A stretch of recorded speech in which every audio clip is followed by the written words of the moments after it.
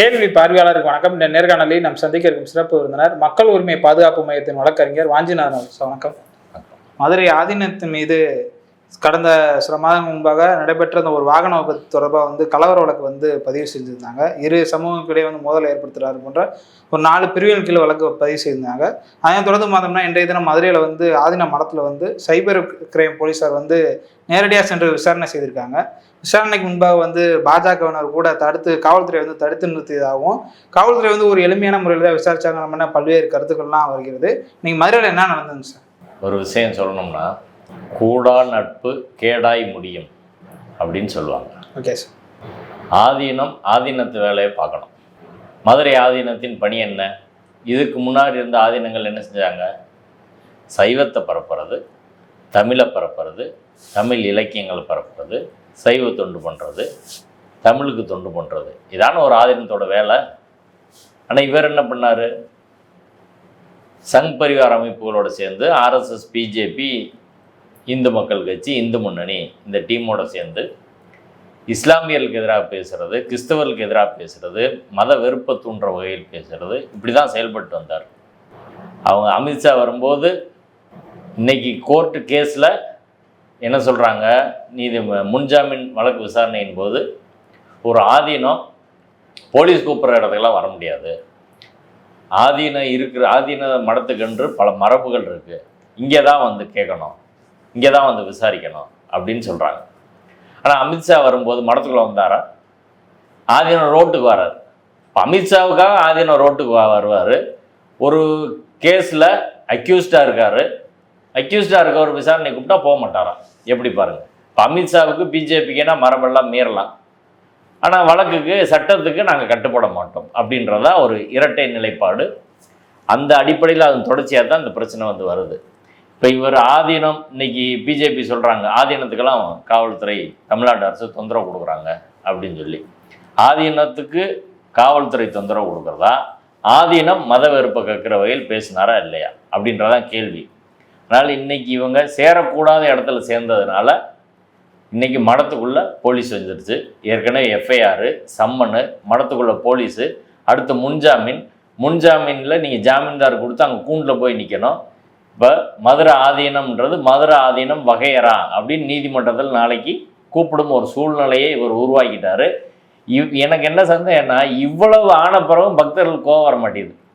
இவர் எப்படி மடாதிபதியாக இருக்க முடியும், இந்த மடத்தோட ஆதீனமாக இருக்க முடியும், இவரை நீக்கு அப்படின்னு ஒரு ஆள் கூட குரல் கொடுக்க மாட்டாங்களே. அதான் எனக்கு சந்தேகமாக ஆச்சரியமாக இருக்குது. எப்போ இந்த மடாதிபதியில் என்ன அயோக்கியத்தனம் பண்ணாலும், என்ன குற்றம் பண்ணாலும், எஃப்ஐஆர் பண்ணாலும், ரேப் பண்ணாலும், எது பண்ணாலும் எந்த பக்தர்களும் எதிர்க்கிறது கிடையாது. அப்படின்னா என்ன உண்மையில் உங்களுக்கு எங்கே யாருக்கு பக்தி இருக்குது? இப்போ காஞ்சி சங்கர மடத்தில் சங்கராச்சாரி காஞ்சி மடத்தை பாலியல் கூடாரமாக மாற்றினார், கொலகார இடமா மாற்றினார், கொலை பண்ணார் அப்பட்டமா. யாரை? வைதீக முறைப்படி, ஆச்சார முறைப்படி இருக்கணும் மடம் அப்படின்னு வலியுறுத்தின சங்கர்ராமனை போட்டு தள்ளினார். ஆனால் ஆர்எஸ்எஸ்லேருந்து, பிஜேபியிலேருந்து அன்னைக்குள்ள அத்தனை பவர் சென்றும் போட்டு தள்ளின விஜயேந்தர் ஆதரிச்சாங்களது இல்லையா? கொள்கைக்காக நின்ற அவங்க நம்புகிற கொள்கை, நம்ம அதை எதுக்குறோம். அவர்கள் நம்புகிற கொள்கை, காஞ்சிமடம் நம்புகிற கொள்கைக்காக நின்ற ஒரு நபரை போட்டு தள்ளினதுக்கு அந்த செத்த பக்கம் யாருமே நிற்கலை. அப்போ எப்படி இருக்கு பாருங்க. உண்மையிலே இங்கே ஒரு ஆள் கூட உருப்படியான பக்தர்கள் கிடையாது. காஞ்சி மடத்துக்கோ, மதுரை ஆதீன மடத்துக்கோ, ஜக்கி வாசுதேவ் மடத்துக்கோ உண்மையான பக்தர்கள் ஒரு ஆள் கூட கிடையாது. ஏன்னா ஒரு பக்தர்கள் கூட எதுக்கலை, ஒரு பக்தர் கூட வெளியே சொல்லலை, நாங்கள் சாமின்னு இப்படி நினச்சிருந்தோம், மடாதிபதினு இப்படி நினச்சிருந்தோம், இவ்வளோ அயோக்கியத்தனம் பண்ணிருக்கார், நாங்கள் இனிமேல் அவர் பக்தரில் இருக்க மாட்டோம், மடத்தை மூடுன்னு போராட்டம் பண்ணல. ஒரு சீட்டு கம்பெனிக்காரன் மோசடி பண்ணால் எல்லாரும் சேர்ந்து அவனை போராட்டம் பண்ணுறாங்கல்ல. சங்கர மடத்தில் எல்லாரும் ஏமாத்தினாரு. பார்ப்பன சமூகத்தை சேர்ந்த அனுராதாராமன் பெட்டிஷன் கொடுத்தாங்க, விஷயத்தை சொன்னாங்க, அவங்களுக்கு கடுமையாக நெருக்கடியாச்சு. இப்படி பல்வேறு குற்ற செயல்கள் செய்தாலும் எந்த பக்தர்கள் எதுக்கிறது இல்லைன்னா நீங்கள் உண்மையிலே கடவுள் நம்பிக்கையாளர்கள் கிடையாது அப்படின்னு தான் நான் பார்க்குறேன். அதே மாதிரி தான் மதுரை ஆதீனம். இந்த மதுரை ஆதீனம் பிரச்சனையில் அந்த நடந்த சம்பவம் எல்லாருக்கும் தெரியும். முதல்ல ஒரு பெரிய பிரச்சனையை அவர் கிளப்பினார். அதாவது ஒரு இஸ்லாமியர்கள் அவரை கொல்ல முயற்சி பண்ணதாகவும் பாகிஸ்தான் சதி இருக்கதான் பேசினார். அதுக்கப்புறம் சிசிடிவி வந்துச்சு. சிசிடிவி வந்தோடனே அவர் சொன்னது அத்தனையும் பொய்ன்னு தெரிஞ்சிடுச்சு. அதற்கு பிறகு ஒரு பொய் சொன்னாலும் இந்த மடத்தில் இருக்கலாமா நிர்வாகத்தில் அப்படின்னு யாரும் கேட்கல. மதுரை மத நல்லிணக்க மக்கள் கூட்டம் சார்பில் ஆதீன மடத்தை முற்றுகையிட்டு நாங்கள் போராட்டம் நடத்துகிறோம், கைதானோம், நடவடிக்கை எடுக்க சொல்லி. அதற்கு பிறகு வழக்கறிஞர் தமிழ் ராஜேந்திரன் சென்னையில் ஒரு புகார் கொடுத்து அதன் பேரில் எஃப்ஐஆர் ரெஜிஸ்டர் ஆகி போலீஸ் 2 தடவை சம்மன் பண்ணுறாங்க. சம்மனுக்கு இவர் போக மறுக்கிறார். அப்போ கூட போலீஸ் அவரை போய் அரெஸ்ட் பண்ணல, முன்ஜாமீன் எடுக்கணும்னு விட்டாங்க. அடுத்து முன்ஜாமீனுக்கு வர்ற போது காவல்துறை தரப்பில் எதிர்ப்பு தெரிவிக்கிறாங்க. அதையெல்லாம் கேட்ட நீதிபதி கார்த்திகேயன் என்பவர், சென்னை பிரின்சிபல் செஷன் ஜட்ஜ் திரு எஸ் கார்த்திகேயன், அவர் தான் 17 ஜூலை 2025 பெட்டிஷன் மீது முன்ஜாமீன் கொடுத்துருக்கிறாரு. யாருக்கு? ஸ்ரீ ஹரிகர ஞான சம்பந்த தேசிய பரமாச்சாரிய சுவாமிகள், அவர் தான் அக்யூஸ்டு. எந்த இதில்? இந்த கிரை நம்பரில், crime number 22 section 192, 191 1A, 353 1B, 353 2 of BNS. அதாவது இரு பிரிவினருக்கிடையே மோதலை தூண்டுதல், சமூக பதட்டத்தை உருவாக்குதல், இந்த பிரிவுகளின் கீழ் அவர் வழக்கு போட்டு இதுக்கு முன்ஜாமீன் கேட்குறாரு. முன்ஜாமீனில் விசாரணை நடக்குது. விசாரணை நடந்து இப்போ முன்ஜாமீன் கொடுக்குறாங்க. இதில் முதல் விஷயம், காவல்துறை நினச்சிருந்தா, தமிழ்நாடு அரசு நினச்சிருந்தா எப்பயோ அவர் அரெஸ்ட் பண்ணியிருக்கலாம். ஆனால் மிக மென்மையான போக்கை கையாண்டாங்க. மற்றவங்க விசாரணைக்கு வரலாம், போலீஸ் விட்டுருமா? ஆனால் ஆதியத்தை மட்டும் எதுக்கு மண்டிட்டு போலீஸ் பதுங்குது அப்படின்னு தெரில. அன்னைக்கு மட்டும் இல்லை, இன்றைக்கி விசாரணைக்கு போகிறாங்க, யூனிஃபார்ம் போடாத ஐஓ தான் ஒரு ஆள் போகிறாங்க. மறுத்தவங்க மதுரையிலேருந்து ஹெல்ப்புக்கு போகிறாங்க. அவங்க போகிறவங்க பிஜேபிக்காரன் தடுக்கிறான், அவங்க வக்கீல் வந்து தடுக்கிறாங்க, அவங்கள வந்து மிரட்டுற மாதிரி அவங்க பேசுகிறாங்க. இவங்க அப்படியே பம்மி பதுங்கி தான் உள்ளே போகிறாங்க. அப்படி தான் விசாரணை நடக்குது. இது மற்றவங்கள்ட்ட அப்படி நடந்துக்குருவாங்களா? மடப்புறம் அஜித் எப்படி நடந்துக்கிட்டீங்க? ஆனால் ஆதியன்ட்ட போன மாதிரி எதுக்கு மண்டி போடுறீங்க? எங்களுக்கு புரியவே இல்லை. அதிகாரம் செல்வாக்கு இருக்கவங்கள்ட்ட மண்டி போடும் போலீஸு, இல்லாதவனை பூரா அடித்து வெளுக்கிறது. இதான் போலீஸா? இதான் தமிழ்நாடு கவர்மெண்ட்டா? அவங்க என்ன சொல்கிறாங்கன்னா, நயனா நாயந்திரன் என்ன சொல்கிறாங்கன்னா, வயது ஆயிடுச்சுல, வயது மூப்பை பாருங்க அப்படின்னு காரணத்தை வைக்கிறேன். வயது மூப்பு பாருங்கன்னா சங்கிகளோட சேராமல் இருந்தால் அந்த பிரச்சனை வரப்போதா? எதுக்கு வரப்போகுது? சங்கிகளோட சேர்றதுனால தான் இவ்வளோ பிரச்சனை. நீங்கள் எதுக்கு? இவர் சொல்கிறாரு, நீதிபதி இதில் வந்து எழுதியிருக்காரு. என்ன எழுதியிருக்காருன்னா, பேரா 14 it is sorry to record here that it is the media person who is repeatedly put several questions and obtained several answers from the petitioner which later become controversial. அதாவது மீடியாக்காரங்களை குற்றம் சொல்கிறார் நீதிபதி. மீடியாக்காரங்களா திட்டமிட்டு அவர்கிட்ட பல கேள்வி கேட்டு அவர்கிட்ட வந்து வாயிலிருந்து வாங்கிட்டாங்க. அடுத்து சொல்கிறாரு, the questions are leading and putting words into the mouth of the petitioner. அதாவது லீடிங் கொஸ்டின், இந்த குற்றவியல் வழக்கு விசாரணையில் லீடிங் கொஸ்டின் கேட்பாங்க, நீங்கள் இப்படி பண்ணீங்களா அப்படி பண்ணீங்களா அப்படின்னு சொல்லி. அதே போல் ஆதீனத்தை கேட்டுட்டாங்களாம், அவர் வாயில் வார்த்தையை திணிச்சு வாங்கிட்டாங்களாம். நீதிபதி அதை பார்த்தாராம், அவர் எழுதியிருக்காருங்க. இப்படி ஒரு நீதிபதி யாராலும் எழுதுவாங்களாங்க? அவர் நான் குழந்தையா? அவர் பெரிய பொசிஷனில் இருக்கிறார், தெரியான சம்மந்தம் இருந்த இடத்துல இருக்கிறார் அப்படின்னு சொல்கிறாங்க. அவருக்கு 75லேருந்து 80 வயசு இருக்கும். அவர் வாயில் வார்த்தையை திணிச்சு வாங்கிட்டாங்களா? இதுக்கு நீதிபதி மீடியாக்காரங்க மேலே குற்றம் சொல்கிறார். அது அடுத்து சொல்கிறாரு, த பெட்டிஷனர் தோ exaggerated the incident does not prima facie show any intention to spread communal hatred அப்படின்றார். இது அப்பட்டமான எல்லை மீறின ஒரு உத்தரவு நீதிபதி போட்டிருக்காரு அப்படின்னு தான் பார்க்குறேன். அதாவது ஆதீனம் மிகைப்படுத்தி அந்த சம்பவத்தை சொல்கிறாராம். ஆனாலும் அதில் வந்து அவருக்கு எந்த உள்நோக்கமும் இல்லையா, மத வெறியை தூண்டுற மாதிரி உள்நோக்கம் எதுவுமே இல்லை அப்படின்னு நீதிபதி சொல்கிறாரு. விசாரணை நடக்கிறதுக்கு முன்னாடியே நீதிபதி எப்படி இந்த கன்க்ளூஷனுக்கு வந்தார்? அவருக்கு இருந்துச்சா இல்லையான்னு. அவருக்கு ஹிஸ்ட்ரி என்ன? இதுக்கு முன்னாடி விஜய கிறிஸ்தவன் சொல்லி பேசினார், இஸ்லாமிற்கு எதிராக பல தடவை பேசியிருக்காரு, சங்கிகளோட சேர்ந்துருக்காரு. இப்போ முருகன் மன்னாட்டை அவர் தான் பந்தலே போட்டு துவங்கி வச்சார், எத்தனையோ பேசியிருக்காரு. அவருக்கு ஹிஸ்ட்ரி அப்படி தான், சங்கிகளோட மதவெறியை தூண்டுறதா அவர் வேலை. ரெண்டாவது, அவர் சொன்னது என்ன? ஒரு வண்டி என்னை இடிச்சிட்டு போயிடுச்சு, என்னை யாரோ கொள்ள சதி பண்ணுறாங்க அப்படின்னு சொல்லுங்க. அதில் வந்திருந்த நபர்கள் யாருன்னு கேட்குறதுக்கு தொப்பிக்குள்ளா தெரியாதான்றார். அடுத்து சிறுபான்மைக்கு தான் இந்த நாட்டில் சலுகை அப்படின்றார். பெரிய தாடி வேற வச்சிருந்தாங்க. தாடி வச்சிருந்தாங்க. இதை விட ஒரு மத வெறுப்பை இஸ்லாமியர்களை நேரடியாக சொல்லி பேச முடியும், இதை விட யாராவது பேச முடியுமா சொல்லுவாங்க. இப்போ இப்படி பேசினவரை நீதிபதி வந்து அப்படியே தடவி கொடுத்து, நீதிபதி ஐயா பேசுகிறாரு, அவர் வாயில வார்த்தையை திணிச்சு வாங்கிட்டாங்களாம். சரி, அவருக்கு வந்து யார் வார்த்தையை திணிச்சது? அங்கே போய் மேடையில் யார் வார்த்தையை திணிச்சது சொல்லுங்க? எஸ்ஆர்எம் யூனிவர்சிட்டியில் மேடையில் போய் பேசுறாருல, யார் வார்த்தையை திணிச்சது? குழந்தையா அவரு? பேசுனா என்ன பிரச்சனை தெரியாதா? சிறுபான்மையினருக்கு என்ன, சிறுபான்மையினருக்கு தான் சலுகை அப்படின்ற வார்த்தை யார் திணிச்சது? எப்படி ஒரு நீதிபதி இப்படி பேசுறான்றது தெரியல. அடுத்து இவங்க கேட்குறாங்க, நாங்கள் மடத்திலிருந்து வெளியில் போய் விசாரணைக்கு ஆஜராகிறதெல்லாம் மரபு கிடையாது அப்படின்னு. நீதிபதி சட்டத்தில் அது மாதிரி மடாதிபதிகளுக்கு விலக்கெல்லாம் ஒன்றும் கிடையாது.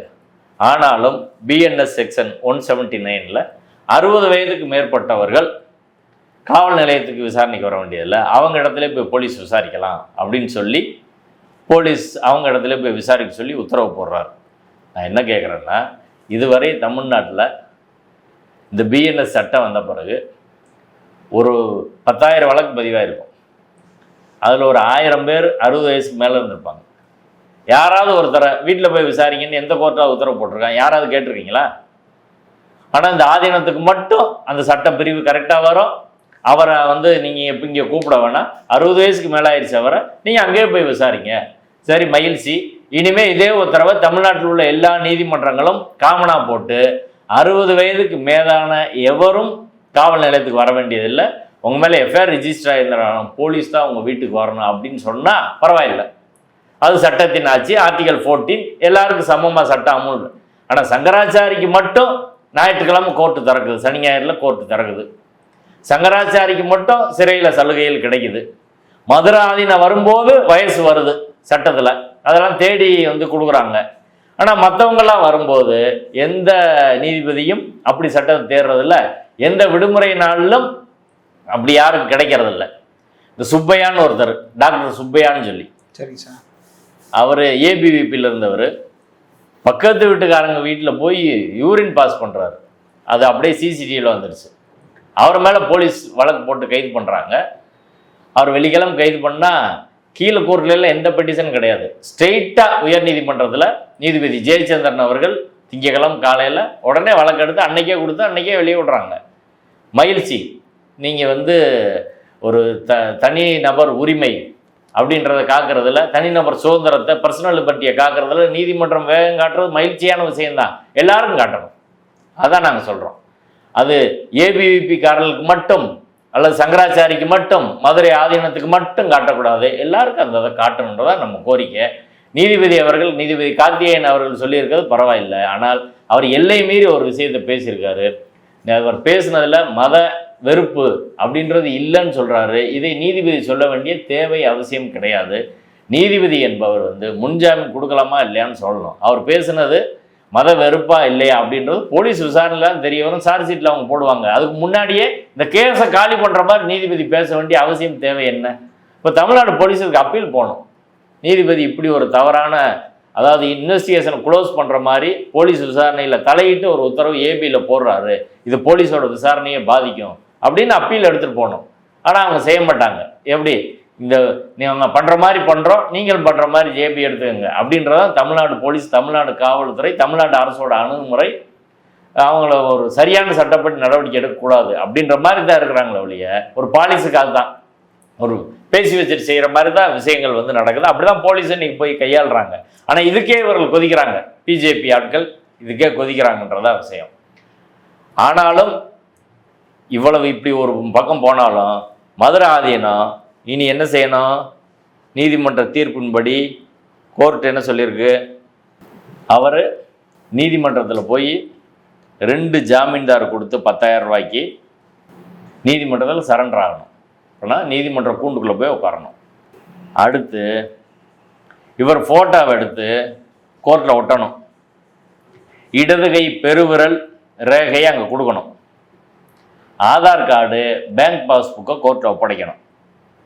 விசாரணைக்கு ஒத்துழைக்கணும். சாட்சியை கலைக்கக்கூடாது, தலைமறைவு ஆகக்கூடாது. இந்த நிபந்தனையில் எதையாவது ஒன்றை அவர் மீறினால் அவர் மீது சம்பந்தப்பட்ட நீதிமன்றம் நேரடியாக நடவடிக்கை எடுக்கலாம்.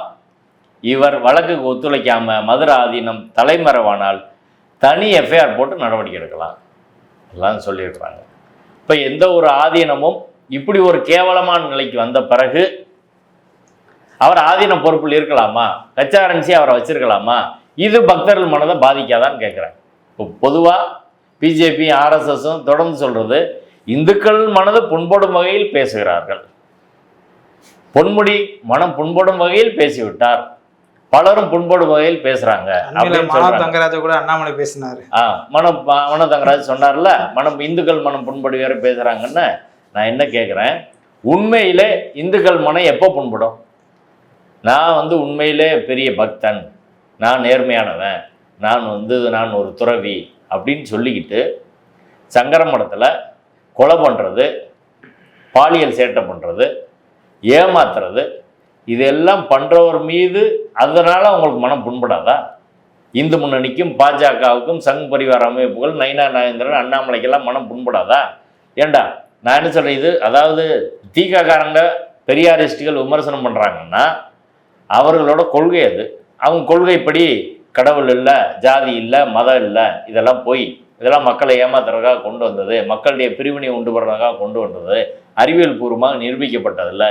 அந்த கொள்கையை வச்சுருக்கவங்க அதை தான் பேசுவாங்க. அவங்க வேலை அது. நீ எப்படி மதத்தை பரப்புறையோ அதுபோல் அவங்க மதத்துக்கு எதிராக பேசுறது, கடவுள் இல்லை என்று பிரச்சாரம் செய்வது பெரியாரிஸ்டுகளோட கொள்கை, கடமை. அதை அவங்க செய்கிறாங்க. நீங்கள் நாங்கள் உண்மையிலே கடவுள் பக்தர்கள், நாங்கள் நேர்மையானவர்கள், நாங்கள் பிரம்மச்சாரி அப்படின்னு சொல்லிட்டு எல்லா அயோக்கியத்தனமான வேலையும் நீங்கள் பண்ணுறீங்க. இப்போ இவர் அடுத்து ஜக்கி வாசுதேவ ஆசிரமத்தில் எத்தனை பிரச்சனை நடந்துச்சு, அங்கே உள்ள நபர்கள் எப்படின்னு சுப்ரீம் கோர்ட்லே கோயம்புத்தூர் எஸ்பி பெட்டிஷனாகவே ஃபைல் பண்ணிட்டாரு. அங்கே ரகசியமாக தகன மேடை வச்சுருக்கிறாங்க. எதுக்கு வச்சுருக்கிறா? அங்கே நிறைய பேர் ஒரு மனநிலை பாதிக்கப்பட்ட மாதிரி அலைகிறாங்க அப்படின்னு செய்தி எஸ்பி ஃபைல் பண்ணிக்கிறாங்க. மூட் ஸ்விங் உள்ளவங்க நிறைய பேர் இருக்கிறாங்க அப்படின்னு, மெஸ்மரிசம் பண்ணுறாங்கன்னு சொல்லி கம்ப்ளைண்ட் வருது. நிறைய பேர் சந்தேகத்துக்கிடமான முறையில் அங்கே காணாமல் போயிருக்காங்க, இறந்து போயிருக்காங்க. இதுக்கெல்லாம் பக்தர்களுக்கு கோவம் வர மாட்டேங்குது. இது மாதிரி பல சாமியார்கள் இன்னைக்கு கர்நாடகாவில் பார்த்தீங்கல்ல, கர்நாடகாவில் ஒரு மடத்தில் கிட்டத்தட்ட 500 பெண்கள், மாணவியல், குழந்தைகள், பெண்கள் ரேப் பண்ணி கொல்லப்பட்டிருக்கிறாங்க. 1996 2014 வரை 19 வருடங்களில் சுமார் 500 பேரை நானே புதைச்சேன் அப்படின்னு சொல்லி புதைச்சவரே வாக்குமூலம் கொடுத்துருக்காரு. தர்மசாலை நடந்தது. ஆமாம், அது மடம் தான். அப்போ அவ்வளோ அயோக்கியத்தனம் நடந்திருக்கு. எந்த பக்தரும் கொந்தளிக்க மாட்டாங்க. அப்போ மடத்தை நடத்தவனுக்கும் உண்மையான ஆன்மீகவாதி கிடையாது, கடவுள் பக்தன் கிடையாது, கடவுளை உண்மையாக நம்பலாம. பக்தர்கள் பலர் அந்த மடத்துக்கு நெருக்கமாக இருக்கிறவங்களும் உண்மையான ஆன்மீகவாதி கிடையாது, உண்மையான கடவுள் பக்தி கிடையாது. உண்மையான கடவுள் பக்தி இருக்கவன் மதுரை ஆனந்தத்துக்கு போக மாட்டான், ஜக்கி வாசுதேவர்கிட்ட போக மாட்டான், காஞ்சி சங்கர மடத்துக்கு போக மாட்டான், குலசாமியை கும்பிடுவான், வீட்டில் ஒரு சாமியை கும்பிடுவான், ஏதாவது ஒரு கோயிலுக்கு போயிட்டு அவன் பாட்டுக்கு போயிடுவான். அப்படின்றதா உண்மையான பக்தனாக இருக்க முடியும். மடங்கள் சார்ந்து, அதாவது கடவுள் நம்பிக்கைக்கு மடத்துக்கு என்ன இருக்குது? நீ என்ன இடையில புரோக்கர் வேலை? தனியாக நீ கடவுளுக்கு மக்கள் கும்பிட்டு போட்டான், அது ஒன்றும் பிரச்சனை கிடையாது. ஆனால் இந்த புரோக்கர்கள் மதத்தின் பெயரால் நம்மை சுரண்டி கொழுக்கக்கூடிய நபர்கள் தான். நிறைய பணம் இருக்குது, நிலம் இருக்குது, பெண்கள்லாம் வராங்க, அப்போ சும்மா இருக்க முடியாமல் எல்லா வேலையும் பார்க்குறாங்க. அப்படி நடந்து வெளியில் வந்தாலும் கூட பக்தர்கள் கொதிக்க மாட்டுறாங்க, கேட்க மாட்டுறாங்க. கச்சாரன்சின்னு ஒரு துறை இருக்குது, அது இங்கே தமிழ்நாட்டின் அரசு துறையா காவி துறையான்னு நம்மளுக்கு தெரியலை. அவர் காவி வேட்டி கட்டிக்கிட்டே அவர் தெரிஞ்சிட்டு இருக்காரு, சேகர் பாபு. அவர் நடவடிக்கை எடுக்கணும். சிதம்பரம் நடராஜர் கோயில் தீட்சிதரில் என்ன அயோக்கியத்தனம் பண்ணாலும் சேகர் பாபு நடவடிக்கை எடுக்க மாட்டார். அனைத்து ஜாதி அர்ச்சகரில் நீங்கள் ஆட்கள் நியமிக்க மாட்டார். அடுத்து சிறுபிலிபுத்தூரில் பார்ப்பன அர்ச்சகர் குத்தாட்டம் போட்டு அனைத்து ஜாதி அர்ச்சகர்கள் தான் இதை பண்ணாங்கன்னு சொல்லி ஆர்எஸ்எஸோட ஆர்கனைசர் பத்திரிகையிலேருந்து பலர் எழுதினாங்க. சேகர் பாபு மறுப்பு கொடுக்க மாட்டார், ஹெச்ஆர்என்சிலேருந்து கம்ப்ளைண்ட் கொடுக்க மாட்டார். கம்ப்ளைண்ட் கொடுத்தாலும் எஃப்ஐஆர் அதுக்கு போட மாட்டாங்க. இந்த மதுராதீனை எவ்வளோ பண்ணுறாரு, இவர் மேலே நடவடிக்கை எடுக்க மாட்டாங்க. ஹெச்ஆர்என்சிலேருந்து நடவடிக்கை எடுத்து அவரை நீக்கணும்ல, அதையும் செய்கிறது கிடையாது. எதுவுமே இல்லாமல் ஒரு காவித்துறையாக இன்றைக்கி தமிழ்நாட்டில் அறநிலைத்துறை இருந்துகிட்டு இருக்குது. இப்படி தான் நிலைமை இருக்குது. இப்போ உண்மையிலே ஒருத்தர் கடவுள் நம்பிக்கை, பக்தி, இந்த மடத்தின் மீது நம்பிக்கை இருந்தால் இந்த மதுரை ஆதீனத்தை தூக்கி போட்டு வேற ஆளை கொண்டு வரணும் என்று ஒரு பெரிய போராட்டம் மதுரையிலே தமிழ்நாட்டில் நடக்க வேணும். சைவ சமயத்தின் மீது உண்மையான ஆர்வம் உள்ள யாரும் அதை எதுக்க தான் இருக்கணும். இன்னைக்கு அவங்க கூட இருக்க ஆளெல்லாம் பார்த்தோம், எல்லாம் சங்கி கூட்டம், பிஜேபி வக்கீல்கள் தான் கூட நிற்கிறாங்க. அப்போ மதுரை ஆதீனம் எப்படி வந்தார்? சங்கியில் ஆதரவு தான் அவர் வந்திருக்கிறாரு, அந்த வேலையை தான் அவர் பார்க்குறாரு. இப்போ மடம் என்ன நோக்கத்துக்காக உருவாக்கப்பட்டதோ, வைதிக மதத்தை எதிர்த்து தான் சமணம் உருவாகுது, சரிங்களா? அப்படிப்பட்ட மடம் இன்னைக்கு வைதிக மதத்தின் கட்டுப்பாட்டிலே போகிறது அப்படின்றது மிகப்பெரிய ஒரு ஆபத்து. எனவே மக்கள் அதை உணர்ந்து கொள்ள வேண்டும். சைவத்தை தமிழை நேசிக்கிற எல்லாரும் மதுரை ஆணையத்தை தூக்கி எறிவதற்காக கீழே வரணும், களத்துக்கு வரணும். நன்றி சார். நன்றி.